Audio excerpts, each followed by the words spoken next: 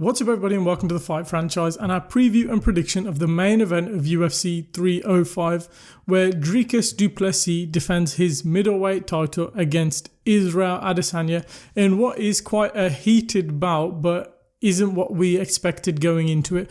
I think a lot of us, when the hype came around this bout and Dricus was climbing the division, I think we all thought Izzy would be champion and Dricus would be contender, but it's the other way around. Dricus du Plessis is the champion and Israel Adesanya is going to try and become three-time middleweight champion.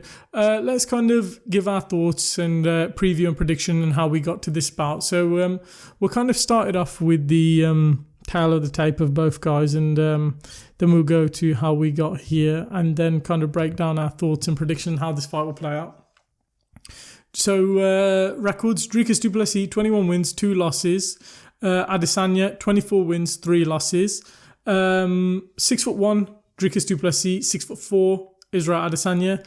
Both same weight. 76-inch reach for Dricus, 80-inch reach for Israel Adesanya, 43-inch leg reach for Dricus du Plessis, and 44.5-inch leg reach for Israel Adesanya.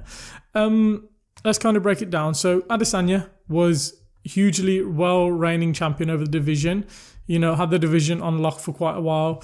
Got a bunch of title defenses against Romero, Paulo Costa, Vettori, Whittaker and Jared Cannonier, but had a failed stint up at light heavyweight trying to get the belt from Jan Blachowicz. Following that, his arch nemesis Alex Pereira came back in his life and took the belt from him at UFC 281, winning via TKO in the 5th round. Following that, Adesanya kind of seems down on his luck and it's kind of the end, looking like the end of Adesanya. Rises from the ashes and gets a second round KO, brutal KO of Alex Pereira to get revenge on their bout and on their history and kind of tied that one in the bud, as now Alex Pereira has gone up to light heavyweight and is causing chaos there. After the Alex Pereira win, it seemed like he was on top of the world, and Dricus du Plessis at the time was on a hot streak at the time, and Dricus had just been Robert Whittaker. And Adesanya went in the cage and "you're not my brother" and all this nonsense. They squared off and was bickering back and forth. They were supposed to fight at UFC 293, it was seeming, but du Plessis had a broken hand. UFC wanted Izzy to fight and he was kind of the only guy billed on that card as a champion, so he was the selling point of that card and they needed someone to step up on short notice. Sean Strickland was that guy, and I think a lot of us thought Adesanya is going to brush over Sean Strickland quite easily. Strickland, in hindsight, was a nightmare matchup for Adesanya, and he proved us all wrong. You know, he went in there, put the pressure on, had brilliant striking defense, so Adesanya couldn't get off on him. And then next thing you know, Strickland's dominated it 4-1, even dropped Adesanya in the first round, and it was quite a shocking win and performance by Sean Strickland. Sean Strickland overperformed, Adesanya underperformed. It was an excellent night. Du Plessis, on the other hand, his UFC career looks like this. So he joins the UFC, beats Marcus Perez, then KOs Trevin Giles, beats Brad Tavares by decision, submits Darren Till in a dominant performance. But the first round was all Du Plessis. The second round, Darren Till did way better, and he kind of landed some great shots on Du Plessis, but Du Plessis got the win in the end. Derek Brunson, brutal stoppage in the second round where Du Plessis landed some brilliant elbows on Derek Brunson and kind of tied him out and battered him. Then the one none of us saw coming, Robert Whittaker. Du Plessis did brilliantly. Starched Robert Whittaker in the second round, dominated him. Robert Whittaker didn't get a lick of offense off. And when you see Robert Whittaker's recent performances against the likes of like Paulo Costa and was it Imavov he fought recently? No, it wasn't Imavov. I forgot his name. Oh, it's not Nasruddin. I've blanked on his name. The Dagestani guy he just beat at UFC because Hamzat didn't pull through. You're thinking like that win from Du Plessis gets even better. So then Du Plessis gets in the title picture. But before then, Du Plessis looked good in his fights and he got these brilliant wins. But it was like there was moments where he just looked sloppy out there, and that's why a lot of us thought he'd get exposed sooner rather than later, but he hasn't. But the one thing Dricus du Plessis does better than anyone at the minute in the UFC, he's a momentum-based fighter. When it's like throwing a snowball down out a mountain, and it gets bigger and bigger and bigger and bigger until it gets so big that nobody can stop it. That snowball does, and he just careens and crashes into people with this go forward pressure style, because he's got power, he's got grappling, he's got wrestling, he's got submissions, he's got all these elements to his game. Even though he looks sloppy, it's effective. And that's the weird thing about Dricus du Plessis. He goes in there, faces Sean Strickland. First 2 rounds, Sean Strickland kind of pieces up du Plessis, lands some great jab on him and kind of cuts him up. And then du Plessis at the end of second round, I think he lands a takedown. And then slowly, third and fourth round go to du Plessis. And then the fifth round, it was a very close fight. I had it for Sean Strickland. Du Plessis got the win in Canada, and the next thing you know, Du Plessis is champion.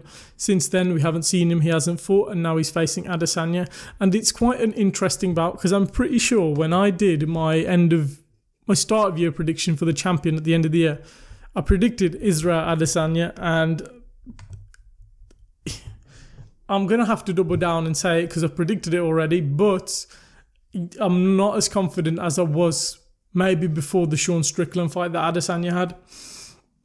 Du Plessis, like I said, when he gets this momentum, he's a nightmare for everyone in this division, including Adesanya. We saw what calculated pressure Sean Strickland had and how that stifled Adesanya. I think aggressive pressure Adesanya does well against, because he can be the kind of matador against the bull. But this aggressive pressure, when there's power coming the other way, which can put your lights out, which is unfortunate for Adesanya, I think it can be a recipe for disaster. The odds for the fight, let's just have a look at the odds, because that would be quite interesting to know. The odds for the fight at the moment is Israel Adesanya is favourite. Du Plessis is underdog. It's only slight. It's 114 to 135 Adesanya. Plus 114 for Du Plessis, minus 135 for Adesanya. I just think, for me, and why I'm going to pick Adesanya, I think he's going to win a 5-round decision. And I think he's just going to go out there and be calculated enough to kind of do over Dricus du Plessis, who I think is going to try and stand and trade with Israel Adesanya. If Du Plessis decides to grapple, it's night-night. I think Du Plessis, that's his game plan. Du Plessis should go out there and just win a boring decision.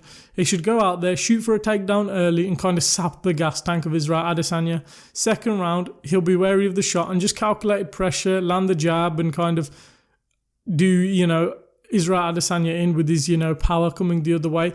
And then slowly kind of get rid of that energy, because I feel like Du Plessis is going to may even have the crowd on his side and then slowly win the crowd over, because I think if he just sticks on the feet, Adesanya will have enough coming the other way to win a decision, because we've seen how Adesanya has been against Romero, Costa, Vettori, Whittaker, Cannonier. He can pull out these boring decisions against these guys and kind of, piece them up on the feet and just make them look average. I don't think Du Plessis is a fantastic striker. I just think he's a good fighter overall. Similar to and I know people go mad, Bilal Muhammad to Leon Edwards. Leon Edwards, this great striker. Bilal Muhammad's the other way. He's just good in every area. Done enough to use his physicality in wrestling to dominate Leon Edwards and get a win. If Du Plessis fights like that, he's going to easily win a decision. But I just think he's going to sit and try and trade with Adesanya, which I think is a recipe for disaster for him. I don't think he gets KO'd, but I think he gets pieced up on the feet for 5 rounds if he does that, which is why I think I'm going to go with an Adesanya decision. But I think if Du Plessis uses his wrestling, I think it's going to be a Du Plessis decision. It's in Du Plessis' hand how this fight goes. Du Plessis can take this fight to the ground and win it. If he doesn't, he's going to lose on the feet against Israel. I just think Israel Adesanya is too slick. He's had a year off to regroup. I think his mentality, though a bit reserved, is when Adesanya is the most dangerous. We saw it against Pereira, kind of went back into a shell after the loss. Adesanya isn't a humble character, he's brash, he's loud. But when he got his humbling, he learned from his mistake, and the next thing you know, he lands that brutal KO against Alex Pereira. Was a bit Alex Pereira's fault for being so gung-ho, but when Adesanya's coming off that loss, he's a live dog in that cage, for lack of a better terms. He's a live dog, and he can pull off some brilliant wins. He hasn't had this amazing record and is arguably the second best middleweight of all time for no reason. The only thing you say about the guys, let's just look. Age, which is, I think, a big factor. I think Adesanya is coming to the end of this career. I think if Adesanya loses this, he's done. He's not fighting again. I think Adesanya will call it a day. He'll be like, if I can't be champion, there's nothing for me to compete in. What am I competing in? Just to be like, you know, the next best? I don't think that's in Adesanya's favour. I think if Adesanya loses, he's going to be out the door. The other thing, Du Plessis is 5 years younger. Is Du Plessis now entering his prime where Adesanya is leaving his prime? We saw it against Volkanovski. I think Volkanovski was 36. Topuria was 30. I know Volk was coming off that head kick loss. Topuria came in there, young gun. Out you go, Volk. So it's a 50-50 fight, it really is. But if I'm going to predict it, I'm going to go Israel Adesanya by decision. I think it's going to be a very close fight if Izzy wins it by decision. But I just think Du Plessis may be goaded into a firefight with Adesanya, which is not what you want to do. But now I'm thinking about it, I think of the Kelvin Gastelum Israel Adesanya fight. Kelvin reminds me a bit of Du Plessis, but with more power. Du Plessis has more power than Kelvin. I'm going to say Israel Adesanya decision, but if I'm wrong, it doesn't surprise me. Du Plessis is a good fighter, and he's proving himself to be a, you know, great fighter, because every fight I've gone in, I've thought he's going to lose, and he ends up winning. But then if he beats Izzy, I think it's a rematch versus Whittaker, then Strickland. So we see how that goes. Let us know your prediction down in the comments below. Leave a like if you've enjoyed the video. Subscribe for more MMA and fight content coming soon. We hope you enjoyed the video, and we'll catch you in the next one.